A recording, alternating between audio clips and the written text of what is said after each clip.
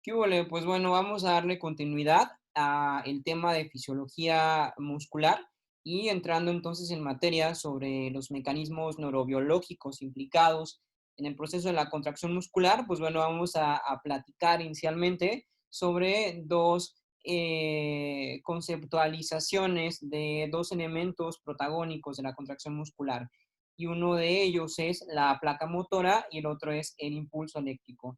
En el contexto de la placa motora, pues bueno, esta la podemos entender como la unión entre una neurona motora y una fibra muscular, ¿sí? En este mismo sentido, una neurona motora es capaz también de inervar a más de una fibra muscular. Sería capaz o puede llegar a ser capaz de inervar a 2 fibras musculares, a 5 fibras musculares, a 10 fibras musculares, a 15 fibras musculares. Y este mismo conjunto continúa llamándose placa motora. En este mismo entendido, entonces, pues bueno, una placa motora es el conjunto entre una neurona motora y una o varias fibras musculares.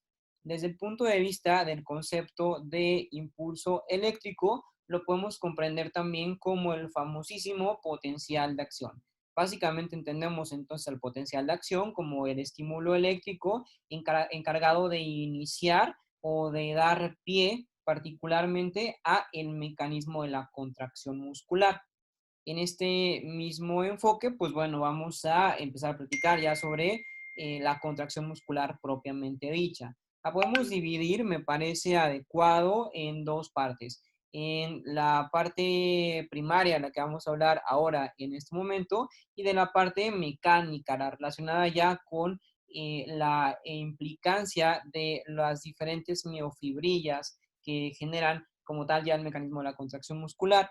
Inicialmente, entonces, vamos a empezar a platicar de que la contracción muscular inicia a partir de la propagación de un estímulo eléctrico. Ese estímulo eléctrico desciende a través de toda la rama axonal para llegar directamente a lo que entendemos como el botón axónico o botón axonal, entendido también, pues bueno, como el elemento terminal del axón. Básicamente en el botón terminal vamos a tener o encontraremos vesículas en donde estas mismas en su interior contienen a un neurotransmisor, el neurotransmisor más importante o más destacado de la contracción muscular, que es reconocido como la acetilcolina. Esta acetilcolina requerirá entonces de que el estímulo eléctrico llegue directamente al botón axonal para que abra las compuertas y esta acetilcolina pueda salir del botón axonal y llegue entonces a lo que entendemos como hendidura sináptica. Una vez entonces que la acetilcolina haya logrado salir del botón y esté presente en la hendidura sináptica, hará contacto con el sarcolema, entendido como la membrana de la fibra muscular. En el sarcolema entonces se encontrarán también ciertos receptores, entendidos o reconocidos como receptores nicotídicos o también comprendidos como receptores colinérgicos.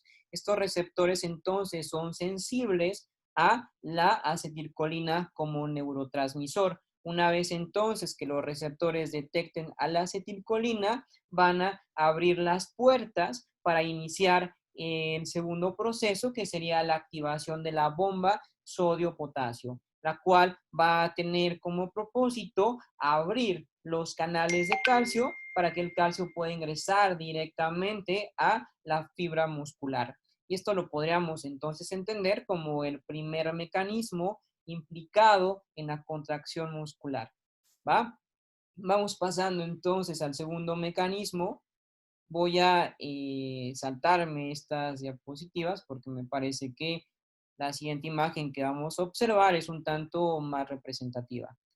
Bien, una vez entonces que el calcio logró entrar directamente a la fibra muscular, este lo hace a partir de las hendiduras de los túbulos T. Los túbulos T entonces van a tener un contacto directo con el medio externo a partir del sarcolema. El calcio entonces va a pasar directamente a través de esos túbulos T observados en la imagen por acá en color verde. Me voy a regresar para que se pueda observar. Observados por acá, repito, en color verde.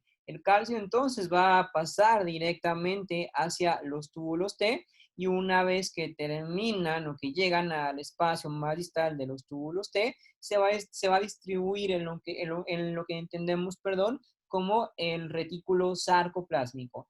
El retículo sarcoplásmico entonces va a ser el elemento encargado de estar almacenando el calcio como tal. Este estímulo eléctrico, entonces, del que hablábamos previamente, llega o pasa directamente a partir de los túbulos T, llega al retículo sarcoplásmico y abre los canales para que el calcio pueda llegar directamente a el sarcoplasma, es decir, a la parte interna, a la parte acuosa, a la parte gelatinosa de la fibra muscular, representada en la imagen. Vamos a volver en un momento a la imagen de color amarillo. Básicamente todo esto que está acá, pues bueno, representaría el sarcoplasma y las unidades blancas que se observan, pues bueno, representan a lo que entendemos como al calcio, ¿sí? Básicamente sería entonces ese el segundo elemento o el segundo componente integrador de la contracción muscular, ¿va? Vamos a pasar entonces, pues bueno, al tercer componente que lo vamos a revisar a partir pues de esta imagen. Una vez que el calcio ha salido directamente al sarcoplasma, este tiene la capacidad de unirse a una de las miofibrillas previamente ya estudiadas. Se va a unir directamente a la troponina. Y en este mismo contexto, pues bueno, hay diferentes isoformas de troponina. Particularmente la troponina a la que se une es la que corresponde a la troponina C. Fundamentalmente entonces llega el calcio, se une directamente a la troponina y la troponina, observada en la imagen acá en color verde, pues bueno, lo que hace es que genera un giro o un desplazamiento de todo lo que entendemos como el filamento delgado. Hay que recordar, como previamente lo platicamos, que el filamento delgado no únicamente está integrado a partir de troponina, está también integrado a partir de tropomiosina y está integrado también a partir de actina. En este mismo sentido, entonces, lo que la troponina va a hacer, pues es generar movimiento, generar un desplazamiento de la tropomiosina para que la tropomiosina, a su vez, mueva o desplace a la actina, que es otra de las proteínas protagónicas. ¿Sale? En este mismo sentido, entonces, la actina tiene un elemento de unión, tiene un elemento disponible que va a permitir que cuando ésta se desplace, llegue directamente a la cabeza de la miosina y éstas se puedan unir o estas puedan tener contacto directo, ¿sí? Este contacto directo que se va a dar, obviamente no es un contacto que se da por sí solo, es un contacto que se da de forma mediada. Número uno, como ya lo comenté, el calcio está implicado en la activación de la troponina C para que se pueda desplazar este miofilamento. Sin embargo, una vez que ya está en contacto como tal la cabeza de miosina con la actina, tiene que ocurrir un segundo o un siguiente, perdón, componente, que es la liberación del ATP. Hasta ese momento, la cabeza de miosina dispone o tiene ATP. Lo que debe de ocurrir para que pueda existir una unión eficaz entre la cabeza de miosina y la actina es que este ATP se tiene que hidrolizar. ¿Y se hidroliza a partir de quién o a causa de quién? Bueno, se hidroliza a partir de la ATP esterasa. Básicamente, esta enzima lo que hace es que retira un fosfato al ATP y lo convierte en ADP. Hasta ese momento, entonces, pues bueno, la cabeza de miosina dispone de un ADP y de un grupo fosfato. En ese sentido, entonces, una vez que se contacta con la actina, se libera el grupo fosfato y queda únicamente el ADP. Entonces ya se hace contacto y entonces se acorta la fibra muscular y se genera lo que entendemos como contracción muscular. ¿Vale? Y básicamente, una vez que el ATP reúne o se une nuevamente de nueva cuenta con un fosfato y se vuelve a convertir en ATP, entonces esta unión entre la miosina y la actina se libera, se rompe y el músculo se relaja. En ese sentido, entonces, en tanto haya ATP y en tanto haya calcio, la contracción muscular se va a dar, así como la relajación muscular, porque ambas son dependientes tanto del ATP como del ion calcio, ¿sí? En este mismo sentido, el calcio entonces que estaba por ahí inmerso en el sarcoplasma y unido directamente a la troponina, pues bueno, se va a reabsorber directamente hacia el retículo sarcoplásmico. Y básicamente, pues bueno, todo esto que pareciera un rompecabezas o que pareciera una coreografía, quizás de pronto un poco complicado, pues para resumirlo fundamentalmente en esta imagen que nos representa la contracción muscular, ¿sí? Tengo una imagen un poquito más adelante que me parece que puede llegar a ser un poco más representativa para hacer entonces un repaso de todos los pasitos implicados en la contracción muscular. Y pues bueno, es fundamentalmente esta, ¿sí? Haciendo entonces un repaso. Bien, decíamos, de hecho, voy a pasar a una siguiente imagen que me parece que, bueno, me parece que es un poco rápida, lo voy a revisar con esta, ¿sale? Vamos empezando entonces a hacer el repaso del mecanismo de la contracción muscular.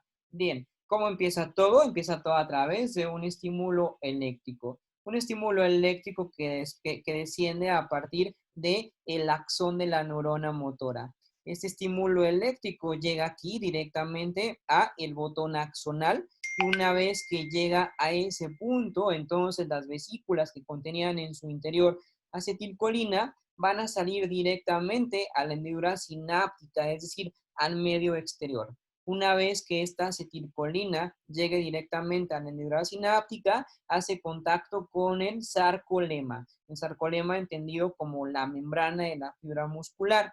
Una vez que llega al sarcolema, estas acetilcolinas, estas moléculas de acetilcolina, van a buscar la unión directa con los receptores colinérgicos. En este mismo sentido, entonces, una vez que se contactan con los receptores colinérgicos, en la fibra muscular se va a encender el siguiente potencial de acción. Ese siguiente potencial de acción, pues bueno, va a generar la activación de la bomba sodio-potasio con el propósito de que los canales de calcio puedan abrirse. Una vez que el canal de calcio se abre, pues bueno, entonces el calcio va a pasar directamente por los túbulos T, desciende junto con el potencial de acción y una vez que llega al retículo sarcoplásmico observado acá con una coloración morada, abre directamente los canales del retículo sarcoplásmico para que el calcio llegue directamente a el sarcoplasma. El sarcoplasma por acá, pues bueno, visto de color morado también, pero vamos, un morado de un tono distinto.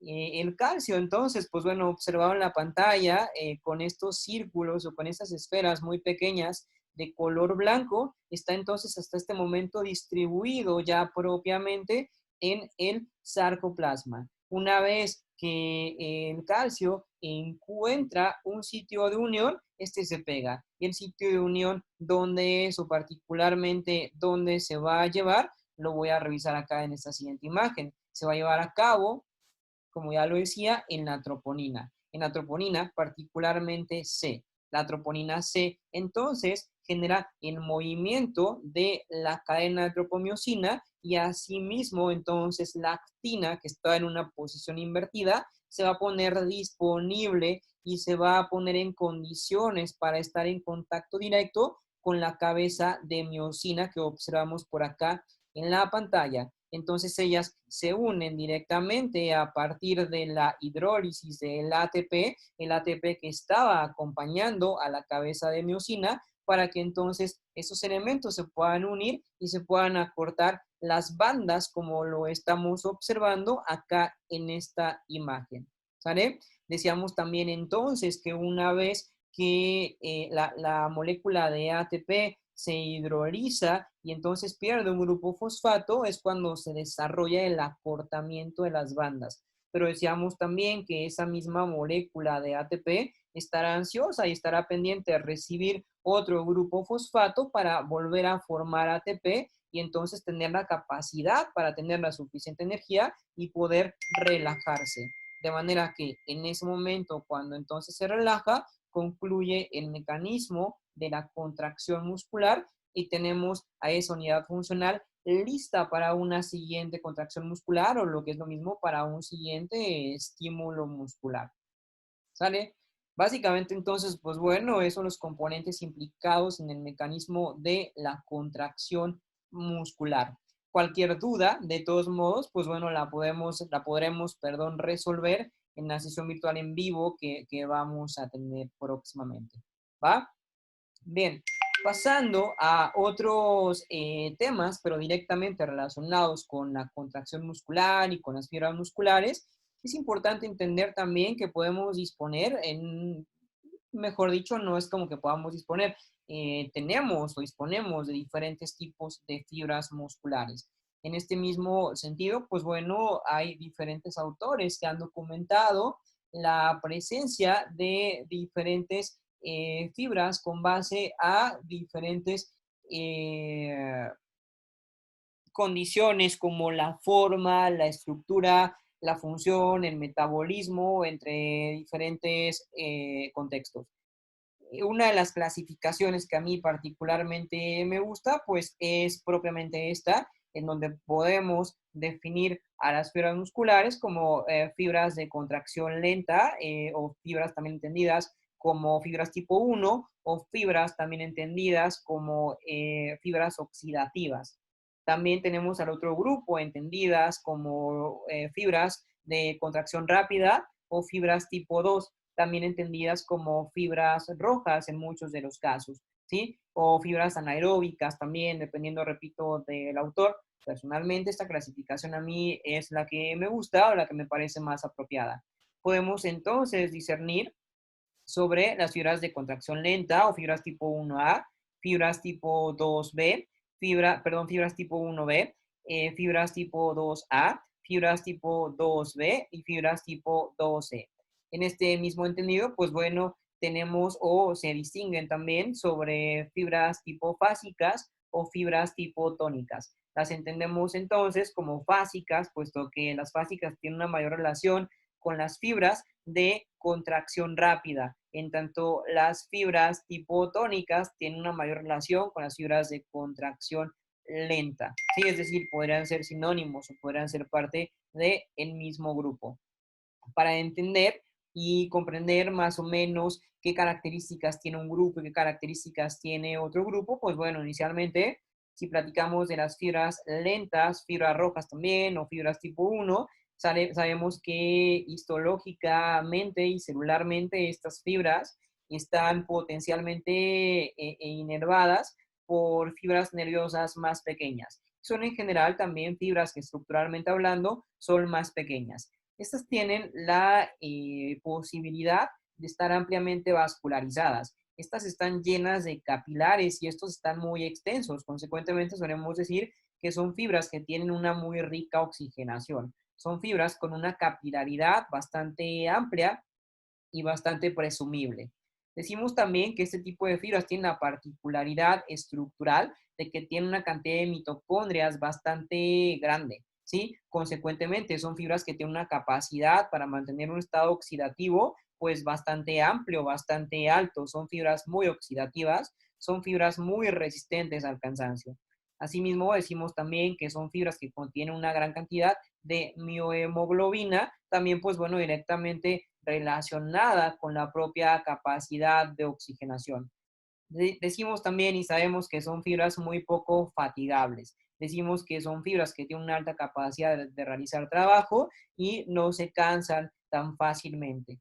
Asimismo, pues bueno, decimos que son fibras que presentan ligeros cambios en las cadenas peptídicas y asimismo, pues bueno, en el pH. Básicamente estas fibras son entonces, pues bueno, fibras protagónicamente vistas en personas con una capacidad aeróbica pues bastante bien desarrollada. Del otro lado, cuando hablamos de las fibras rápidas o también entendidas como fibras blancas o fibras tipo 2, eventualmente cuando hablamos de las tipo 2A, sabemos que son fibras con un potencial bastante anaeróbico, ¿sí? Sabemos que son fibras de una contracción muy rápida, una velocidad de contracción muy rápida. Son también fibras relacionadas con movimientos propiamente controlados. son también fibras en donde su mayor predominancia se encuentra en las extremidades, tanto extremidades superiores como extremidades inferiores.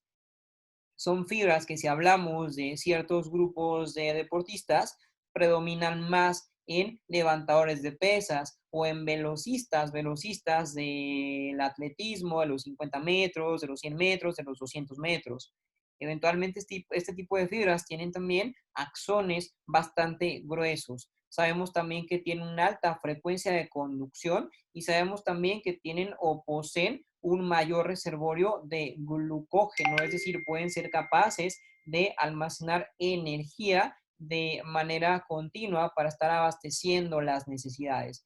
Asimismo, sabemos también que son fibras altamente estimuladoras de una enzima que la entendemos, la conocemos como la ATPasa, pues bueno, encargada de promover justamente la utilización de el ATP, entendido como el combustible energético de los músculos.